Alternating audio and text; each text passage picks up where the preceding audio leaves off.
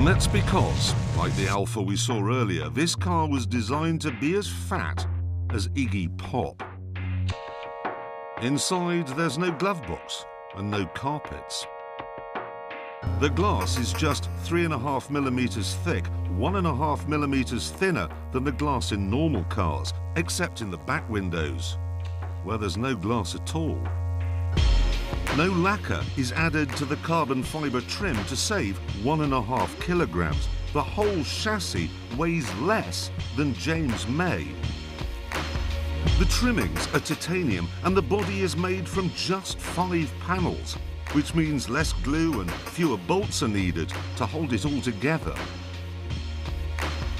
All of this means that despite the bank of batteries and the fact it has 2 engines, this car weighs less than a Vauxhall Astra. That, of course, makes it economical. And fast. Really fast. Mind-blowingly fast.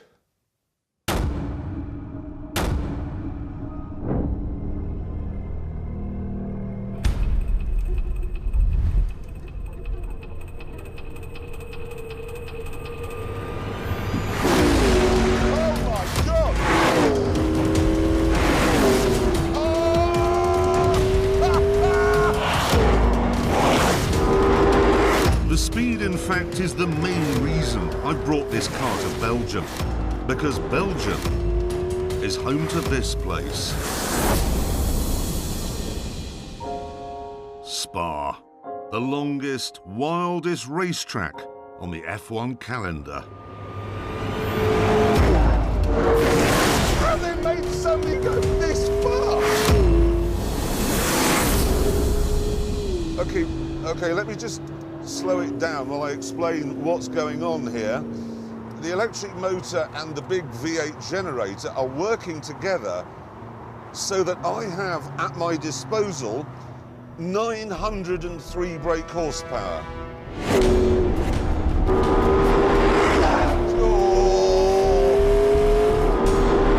Obviously, I've driven a Bugatti Veyron that has more than that. But a Bugatti Veyron, it has 4-wheel drive and it weighs more than most mountains. This is rear-wheel drive, and the only significant weight comes from the air passing over the body. Right, oh ruse. Flat in a Formula 1 car, not flat in this. Oh, they should have called this the widowmaker. The throttle is a hyperspace button. Step on it, and you're gone.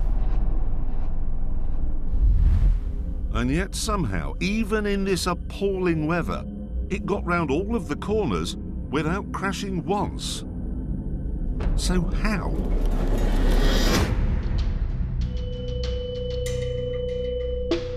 Well, that's partly because it's made of stuff from the future.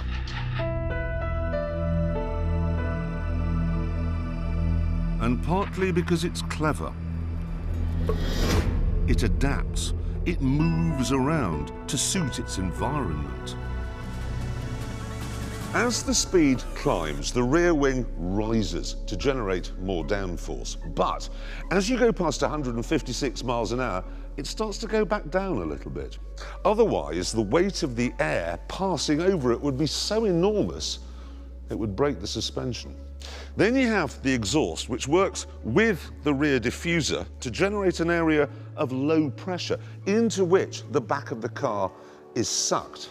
The wheels are made from military-grade aluminium, the brake discs from a material that's only ever been used in the Ariane space program, and they're coated with something called silicon carbide.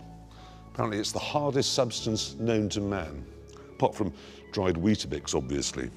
And then the whole thing sits on 4 tyres that were designed and made by Pirelli. All of this means you really have the confidence to open it up.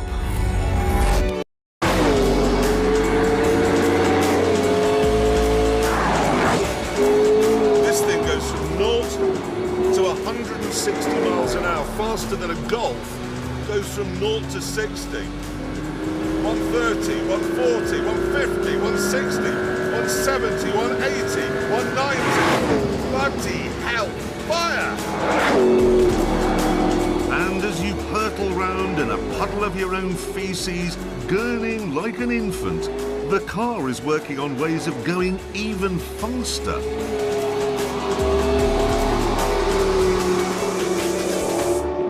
Let me give you an example.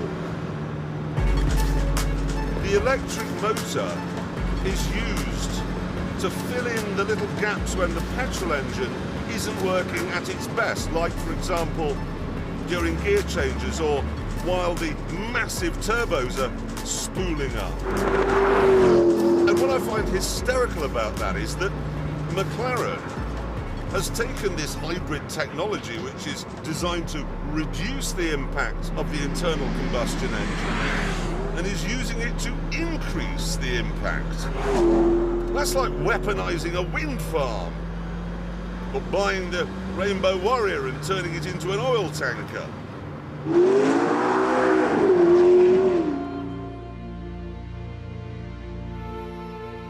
For years, cars have all been basically the same, but this really isn't.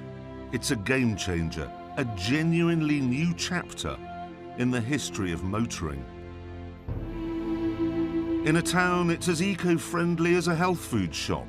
On a motorway, it's comfortable and produces no more carbon dioxide than a family saloon. And on a track, it can rip a hole through time. And it's all been achieved using something that's been around for centuries. Brilliant British engineering. You could argue that it doesn't have the passion or the flair of a Ferrari, and I'd probably agree with you.